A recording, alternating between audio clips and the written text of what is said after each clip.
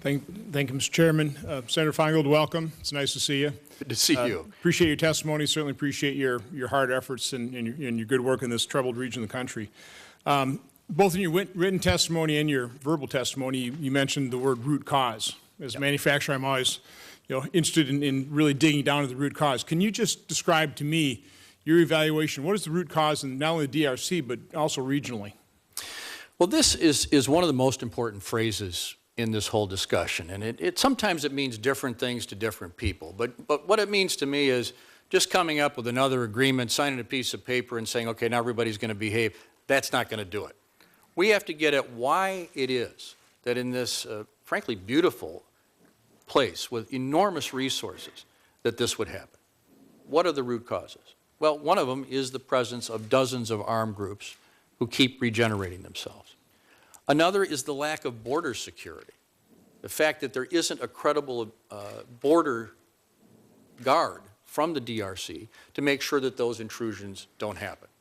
Even deeper is the historical tensions, sometimes tensions between ethnic groups of different backgrounds in the Eastern Congo. Some of these groups, known as the Rwandaphone groups, feel that they have been discriminated against and feel sometimes that their land rights and other opportunities have been taken away over the years. This is part of the tension, and taking away this kind of difficulties within the community is part of it. And then, of course, the upside in terms of root causes is the failure to be able to use the resources of that region for the people of the region. This region has been brutally exploited by colonial powers and by other countries in a way that is shameful and is denied the birthright of the Congolese people. And so we have to get at that as well. And of course, the mining issues, illegal mining and others have to do that as well. So these are all part of it. It's not just a political solution. It's a complex relationship between the peoples in that region.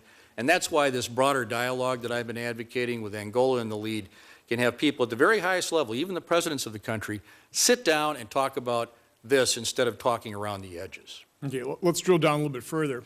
You mentioned the first thing, armed groups. Are those all ethnic? I mean, have they all been formed because of ethnicity? I mean, why are these groups formed and why are they armed? I mean, what is the specific conflict between the groups? Different stories. I mean, they're not all the same.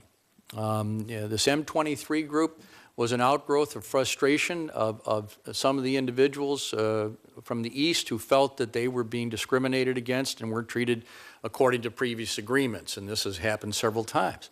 On the other hand, the FDLR is in a completely different story. The FDLR is a remnant of those that committed the enormous atrocities in Rwanda in 1994. 2 million people came as refugees, but included in the group were these so-called génocidaires, these people that committed these crimes, and many of them have never been brought to justice. They continue to operate as an armed group.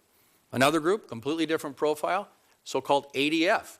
The ADF has very little to do traditionally with Congo or with Rwanda. It has to do with Uganda and their desire to topple the Ugandan regime. And they, after being pushed by the Ugandan military out, they are operating, frankly, and sometimes in an incredibly brutal way in that region. Then you have Mai groups. This is a group of sort of disparate organizations who go back a fair ways in Congolese history, who notice that when you have no sort of control, you can do whatever you want. You can go and destroy communities, rape women, take everything people have, and sort of that's your job. You just go in, take what you need, and continue your group. It's a way of life. And so to unravel all this, you have to knock off the big operators, the ones that have the most military capacity. And then I think most experts believe it is much easier to cause people in some of these Mai groups and others to surrender because they'll realize they won't have the cover of these other sort of regional issues.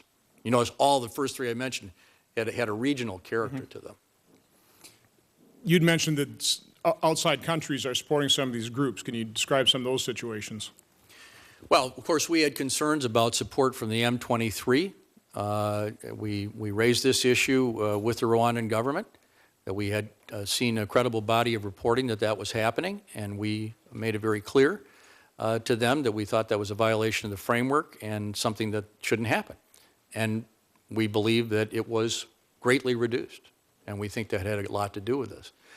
Support for other organizations sometimes comes from within the DRC. Sometimes it comes from diaspora groups around the world who happen to maybe associate with a group like the FDLR. So the sources of support can be many, but we've seen with the M23 it is possible with a combination of military and diplomatic pressure to persuade people maybe it's a good idea for them to abandon these people. We're forcing them to live out in the bush and have this awful life and to come in and have a different life. You talked about domestic challenges. Can you just talk, other than the minerals, what else does DRC have going economically? What are the most promising prospects? Well, they have enormous potential in the mining area, but also agriculture. When you talk to the governors of South and North Kivu and Katanga, they like to talk about agriculture, which you and I can certainly relate to. So that has great potential. Also something you and I can relate to, they have some of the greatest forests in the world. And in our state, that wasn't always handled well. Back in the 19th century, this could be handled in a responsible way that could provide timber but regeneration of forests. And I do want you to know that despite the fact that the DRC is very low on all those indicators, they have had positive economic growth in the last few years. Their Prime Minister, Matata, is a very capable individual, very serious man with a business attitude about taking care of these issues, and they want to build on that growth rate. I think the last piece I saw yesterday was 8%. Now, it's a low base, but it is possible that a country with those kinds of resources could make great strides, and some of those statistics have to do with greater results in the mining area, in particular in copper. Have you witnessed or are you seeing any unintended consequences, any problems with the conflict minerals provision?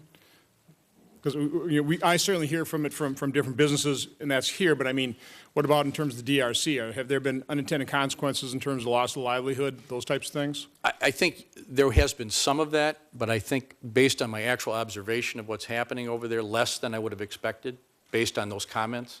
Any modifications you'd want to consider to Well, I think address some of those? I think we ought to look at any modifications where people give specific problems with the mechanism.